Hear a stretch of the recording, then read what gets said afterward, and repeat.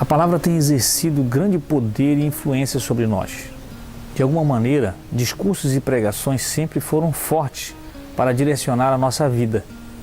Agora imagine se pessoas mal intencionadas começarem a exercer esse tipo de influência. Jesus nos falou que isso aconteceria. Ele nos alertou sobre isso. A mensagem de hoje fala sobre os falsos profetas. Você tem um minuto para Deus? No Evangelho de Mateus, no capítulo 7, a partir do versículo 15 está escrito: cuidado com os falsos profetas, eles vêm a vocês vestidos de peles de ovelhas, mas por dentro são lobos devoradores. Vocês os reconhecerão por seus frutos. Pode alguém colher uvas de espinheiro ou figos de ervas daninhas? Semelhantemente, toda árvore boa dá frutos bons, mas a árvore ruim dá frutos ruins. A árvore boa não pode dar frutos ruins, nem a árvore ruim pode dar frutos bons. Toda árvore que não produz bons frutos é cortada e lançada ao fogo. Assim, pelos seus frutos vocês o reconhecerão.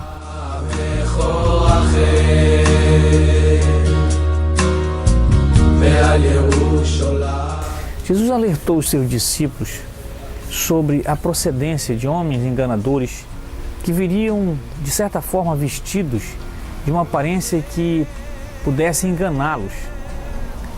De certa forma, eles viriam como se fossem pessoas boas e demonstrariam certa piedade, mas os seus frutos, as suas ações, geralmente seriam reconhecidas.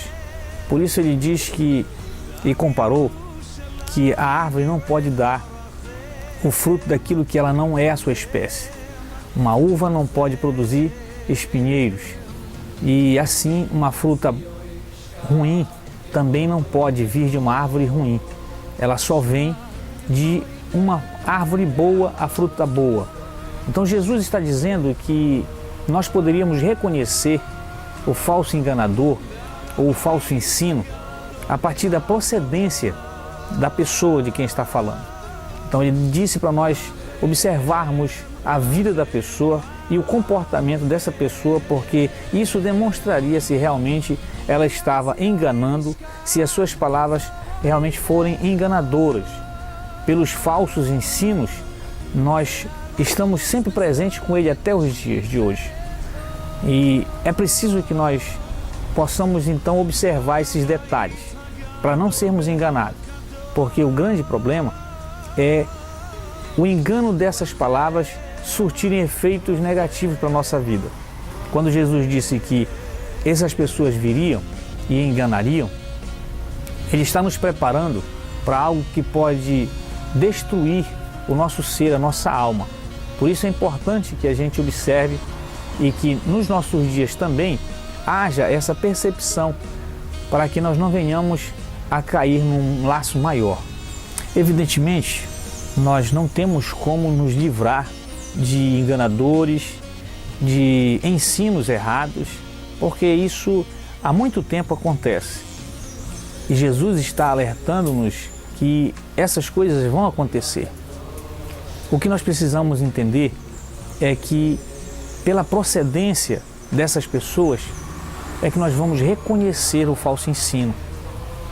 Há uma grande influência nos nossos dias de palavras que podem surtir grandes efeitos.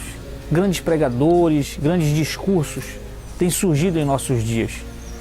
E às vezes as pessoas têm sido direcionadas, guiadas. As nossas vidas tendem a tomar uma direção, um rumo, por conta dessas pregações, por conta dessas palavras, desses discursos que são feitos. Quando elas ainda têm o poder de dizer que vem diretamente de Deus, muita maior força ainda exerce sobre nós. É preciso que nós tenhamos cuidado, porque os frutos deles nos revelarão quem são. E os frutos são a procedência, o que essas pessoas vivem, como vivem. Jesus nos demonstra como padrão, Ele é o grande padrão para a nossa vida.